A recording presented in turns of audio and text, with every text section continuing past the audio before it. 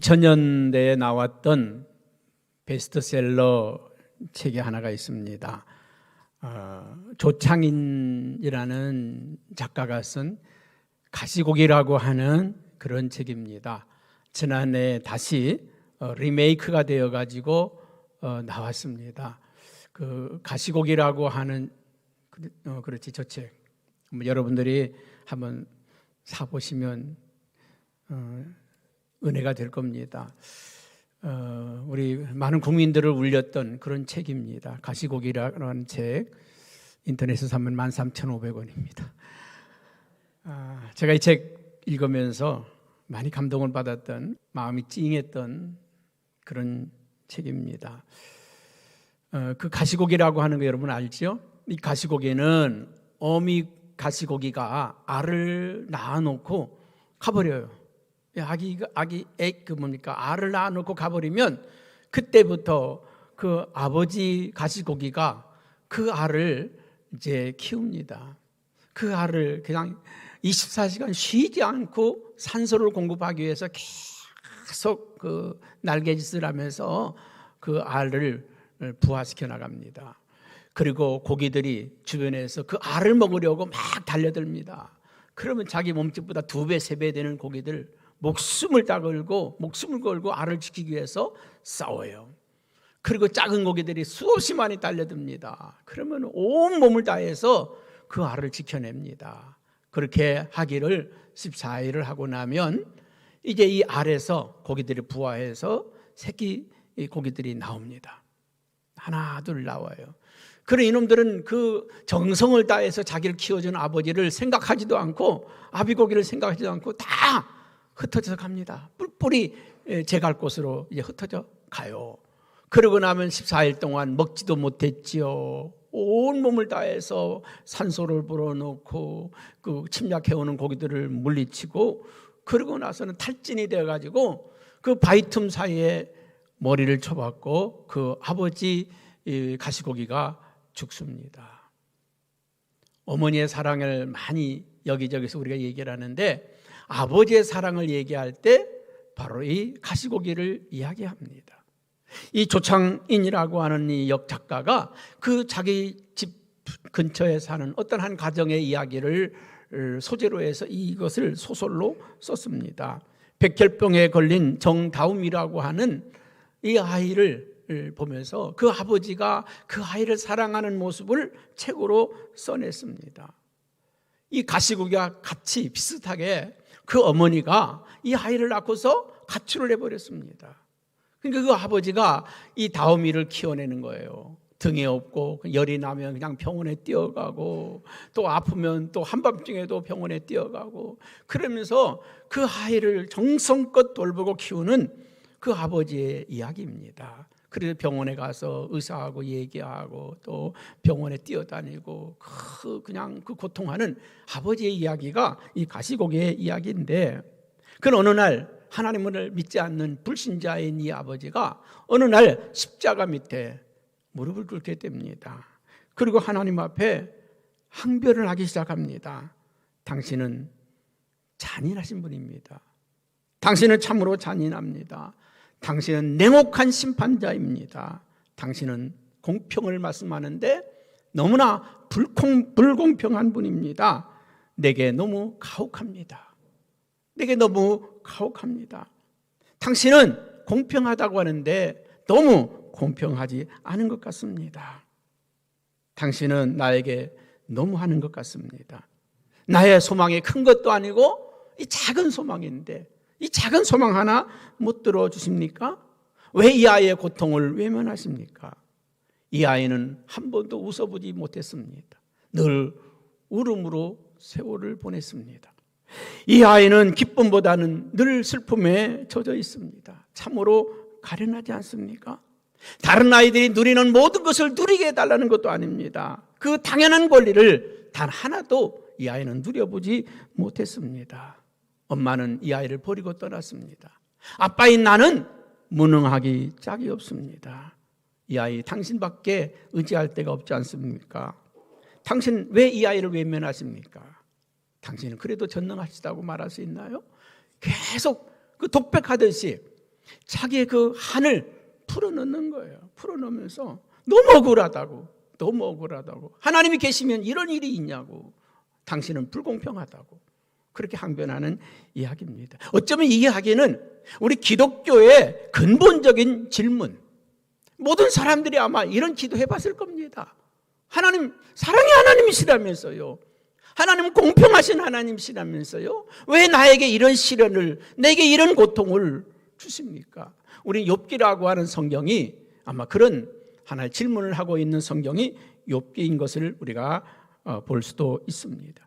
의인이 왜 고난을 받아야 하는지, 왜 의인이 고난받는 것을 하나님이 외면하시는지, 왜 악한 사람들이 잘 되며 왜 악한 사람들이 저렇게 번성하는가, 악인의 번성에 대해서 하나님이 살아계시면 왜 악한 사람이 저렇게 번성하도록 내버려 두시느냐는 거죠. 불의가 판을 치도록 왜 하나님이 내버려 두시느냐, 그 말입니다. 그래서 하나님이 불공평하지 않습니까? 그렇게 우리가 물을 때가 있다는 것입니다. 여러분, 오늘 이사야서 53장은 이 물음에 대한 해답이라고 저는 그렇게 생각합니다. 예수 그리스도의 십자가 사건, 이 예수 그리스도의 십자가 사건을 바로 기록해 놓은 것이 오늘 이사야서 53장입니다. 이 이사야서는요, 예수님 탄생하기 전 700년 전에, 지금으로부터 2700년 전에 기록해 놓은 말씀이 이사야서 53장에 있는 말씀입니다.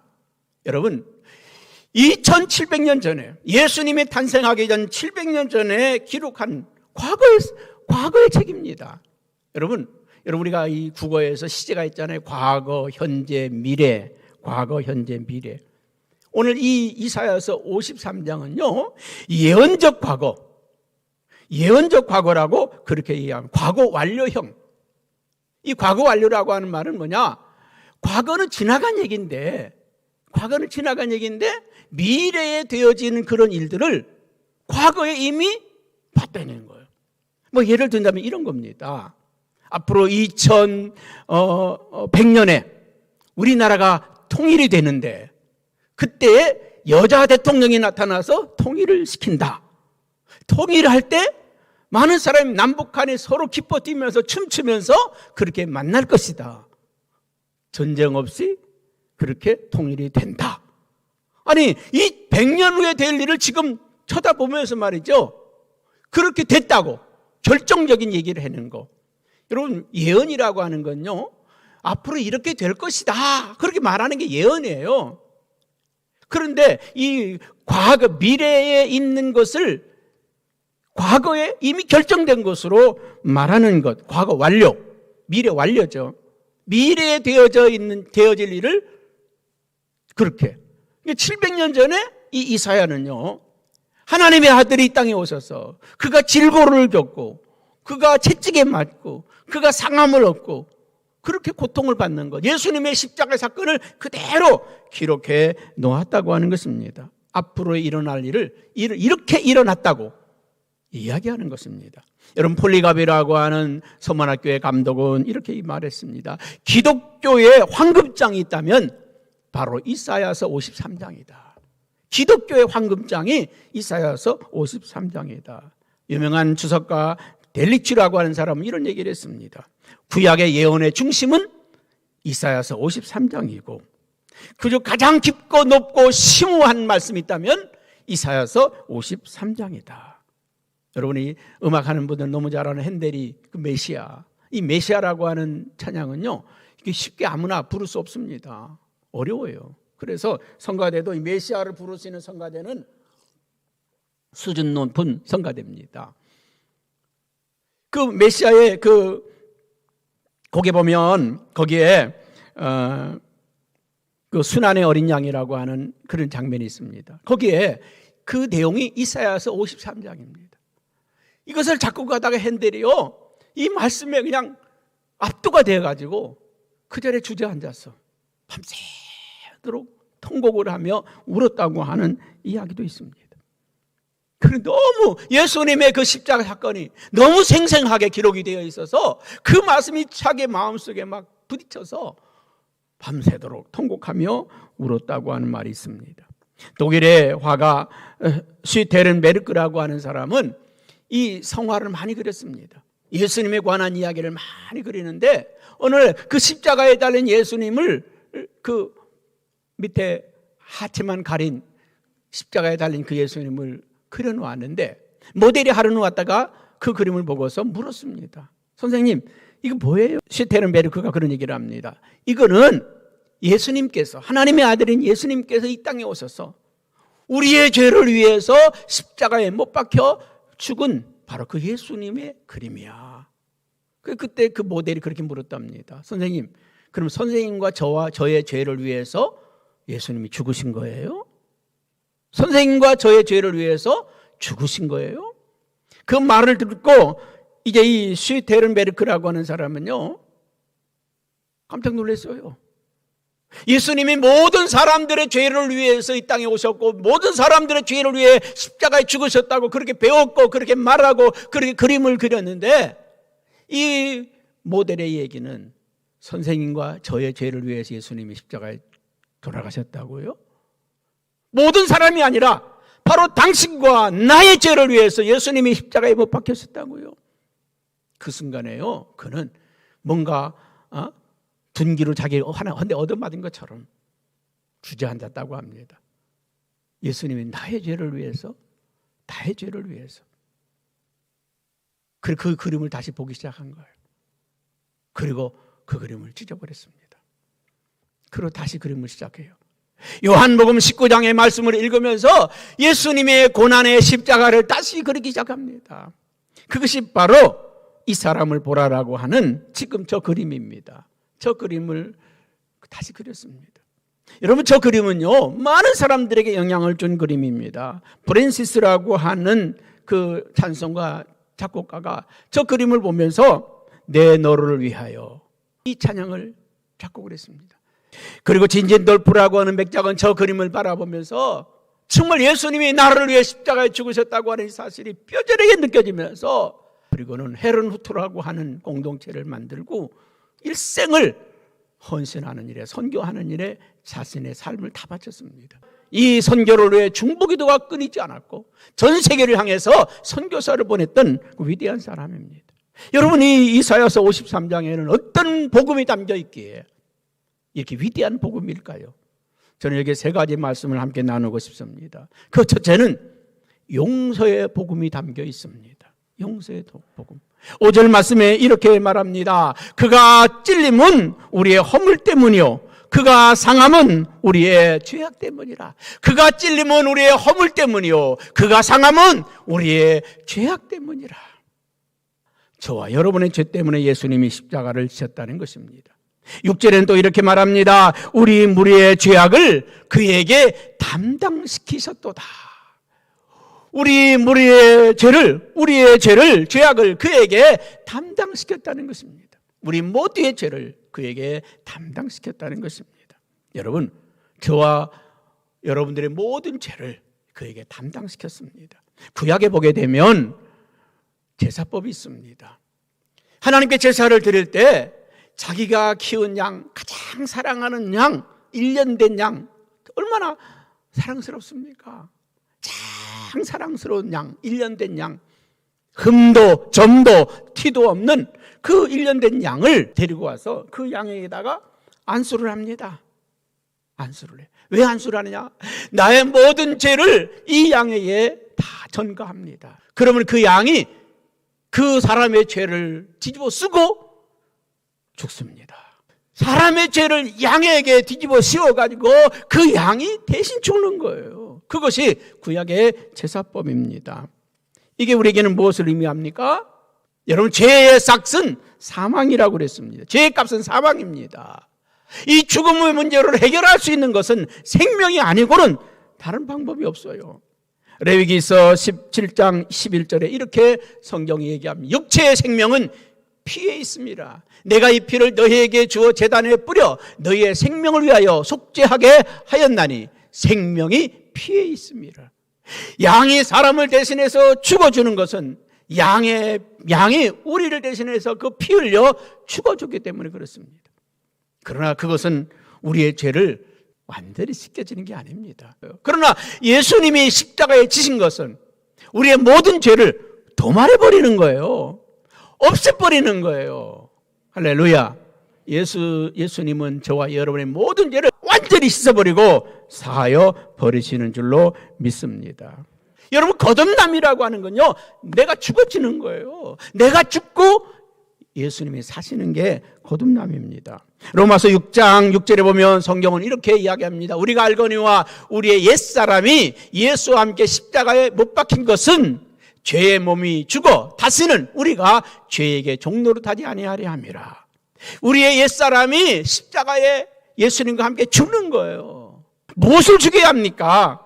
갈라디아서 5장 24절에 성경은 이렇게 말합니다. 우리 한번 같이 읽어볼까요? 그리스도 예수의 사람들은 무엇을? 육체와 함께 그 정욕과 탐심을 십자가에 못 박았느니라. 오늘 저와 여러분들은 이제 우리의 욕심과 탐심을 다 십자가에 묻어버리십시다.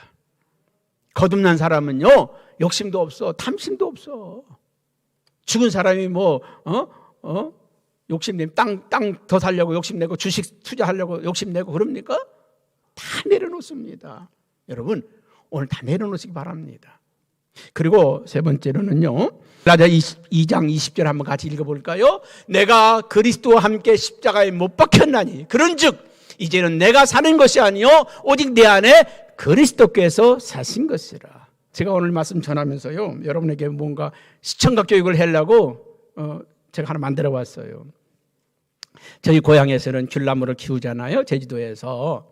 자, 이게 탱자나무라고 봐요. 이 탱자나무가 쭉 자라는데 이 탱자나무를 잘라요. 이렇게 싹둑 자릅니다. 거기다가 이 귤나무, 이거 진짜 귤나무입니다. 이거 진짜 귤나무. 진짜 우리 교회 앞에는 귤나무. 이 귤나무를 여기다가 이렇게 꽂아요. 여기다가 이렇게 테이프로 딱 감아서 놔두면 어느 나무가 자랄까요? 귤나무가 자랍니다. 이 밑에 거 무슨 나무예요? 탱자나무입니다. 이 탱자나무는 죽는 거예요. 잘라지는 순간 죽는 거예요. 죽었다고 해서 몸이 죽었나요? 아닙니다. 뿌리가 그대로 있고 나무가 그대로 있어요. 근데 거기에다가 뭐가 접붙여졌어요? 귤나무가 접붙여졌습니다. 이제부터는 뭐가 자랄까요? 귤나무가 자라는 거예요. 귤나무가. 여러분, 이거는 뭡니까? 여러분입니다. 우리 개인이에요. 내가 예수를 믿는 순간 죽는 거예요. 예수님과 함께 십자가에 못 박혀 죽는 거예요. 그리고 내 안에 누가 살아요? 그리스도께서 사시는 거예요. 그럼 몸은 난데, 몸은 이 형태인데 이제는 내 마음대로 사는 것이 아니라 누가 나를 주장하는 거예요? 예수님이 나를 주장하는 거예요. 그분이 나를 주관하고 그분이 나를 이끌어가는 거예요. 그게 우리 그리스도의 삶이라는 겁니다. 할렐루야. 내 마음대로 살지 맙시다. 내 고집대로 살지 말고, 내 감정대로 살지 말고, 내 기분대로 살지 말고, 주님이 이럴 때는 어떻게 하실까? 주님이 나에게 뭐라고 말씀하실까? 그분의 뜻을 따라 살기를 주님의 이름으로 축복합니다. 할렐루야.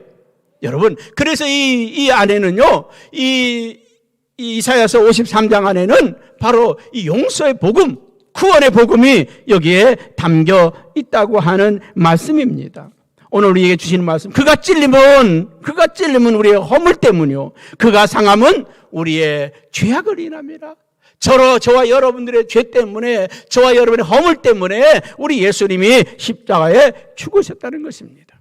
두 번째로는 이 안에 평화의 치유의 복음이 담겨져 있습니다. 우리 5절 후반절에 한번 같이 읽어볼까요? 그가 채찍에 맞음으로 우리는 나음을 입었도다.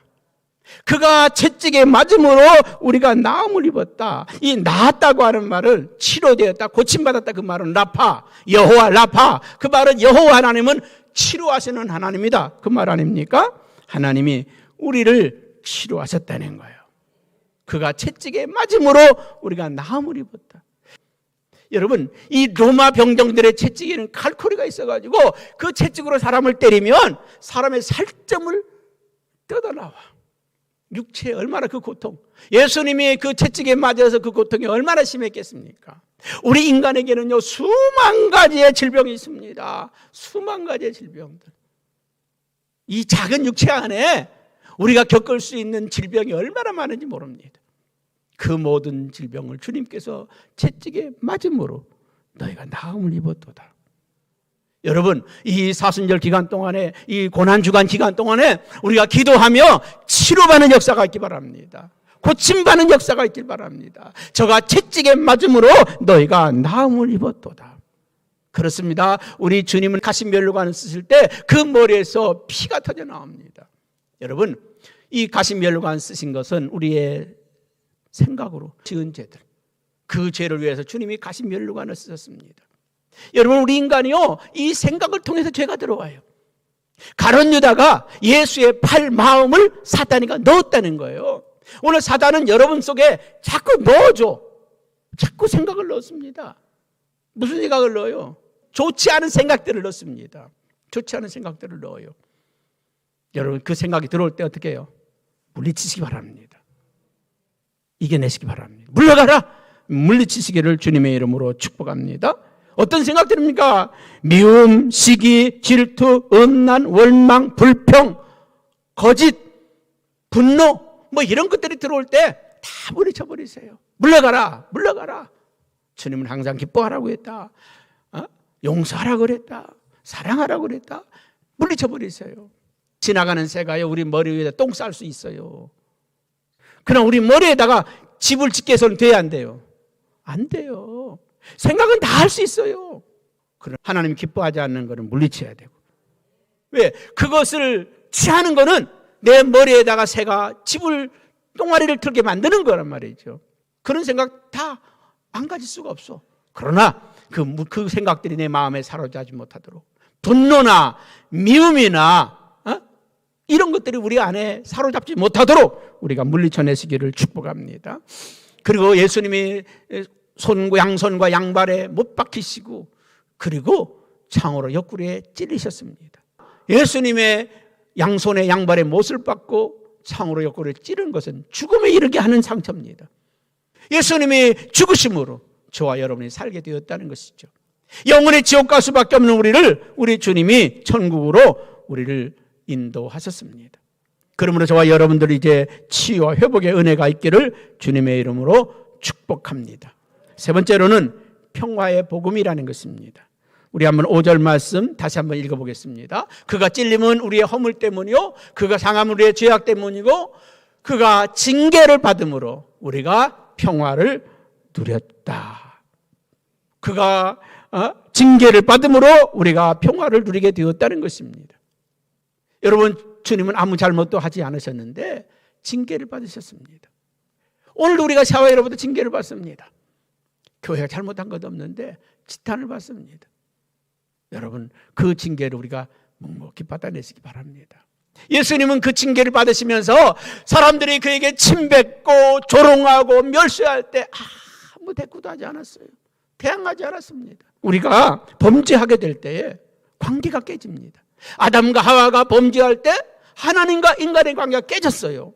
그래서 그때부터 아담과 하와가 선악과를 따먹은 그 순간부터 하나님을 부를 수도 없고 만날 수도 없고 하나님을 찾아도 불러도 대답하지 않았습니다. 에덴에서 그들이 쫓겨나잖아요. 하나님과의 관계가 깨집니다. 여러분, 우리가 범죄할 때 관계가 깨지잖아요. 한평생을 함께 살아왔던 부부도 그 안에 죄악이 들어오면 깨지잖아요. 10년, 20년 친구로 그렇게 죽고 못 산다는 친구도 그 친구 사이에 죄가 들어오면 관계가 깨어지지 않습니까? 예수님께서 징계를 받으심으로 관계를 회복시켰다는 거예요. 아담과 하와로부터 하나님으로부터 깨진 관계, 부모와 자식의 깨진 관계, 고부간의 깨진 관계, 이 모든 관계 속에 십자가가 세워지는 순간 관계가 회복됩니다. 십자가는 하나님과 우리 인간의 관계가 회복된 자리입니다. 우리는 십자가를 통해서 남과 북이 화해될 수 있고, 십자가에서만이 여와 야가 화해될 수 있고, 십자가에서만이 우리가 동서가 화해될 수 있고, 십자가 안에서만이 가정의 갈등의 문제도, 친구 간의 갈등의 문제도 해결될 수 있다고 하는 것입니다. 오늘 십자가만이 이 사회를 평화로 이끌어갈 수가 있습니다. 여러분, 오늘 주님은 이 고난전에 우리에게 말씀을 하십니다. 서로 용서하라. 서로 용서하라. 서로 사랑하라. 우리의 감정을 풀고 평화를 누리라는 것입니다. 시어머니와 며느리 사이에, 부모와 자식 간의 관계 속에 사랑으로 감싸고 용서하고 평화를 만들어 내라는 것입니다. 여러분, 관계가 회복될 때에 평화가 있습니다. 우리는 이 사회의 평화의 사신들입니다. 화평케 하는 자는 복이 있나니 하나님의 아들이라 일컬음을 받을 것이다. 누가 하나님의 아들이라고요? 평화를 만들어내는 사람들, 화평케 하는 사람들이 평화의 사신이 되는 것입니다. 오늘 여러분 성 프란시스의 평화의 기도를 한번 보면서 여러분에게 오늘 이 말씀을 마치려고 합니다. 주여, 나를 평화의 도구로 써주소서. 미움이 있는 곳에 사랑을, 상처가 있는 곳에 용서를, 분열이 있는 곳에 일치를, 의혹이 있는 곳에 믿음을 심게 하소서. 위로받기보다는 위로하며, 이해받기보다는 이해하며, 사랑받기보다는 사랑하며, 자기를 온전히 줌으로써 영생을 얻기 때문이니 주여, 나를 평화의 도구로 써주소서. 오류가 있는 곳에는 진리를, 절망이 있는 곳에 희망을, 어둠이 있는 곳에 광명을, 슬픔이 있는 곳에 기쁨을 심게 하소서. 위로받기보다 위로하며, 사랑받기보다 사랑하며, 자기를 온전히 줌으로 영생을 얻기 때문이니 주여, 나를 평화의 도구로 써주소서. 오늘 저와 여러분, 하나님께서 이 땅에 평화의 도구로, 평화의 사신으로 보내시기를 원하십니다. 예수님은 가룟 유다의 그 탐욕 때문에 십자가 못 박힌 게 아닙니다. 예수님은 빌라도의 비겁한 때문에 십자가에 못 박힌 것도 아닙니다. 성난 군중들의 분노 때문에 십자가에 못 박힌 것도 아닙니다. 예수님의 십자가에 못 박히심은 저와 여러분들을 구원하시려고, 살리시려고 예수님은 스스로 그 십자가를 지신 것입니다. 우리는 이 사회를 구원하기 위해서 우리는 주님이 주신 십자가를 지고 묵묵히 걸어가는 이 한 주간 되기를 주님의 이름으로 축복합니다.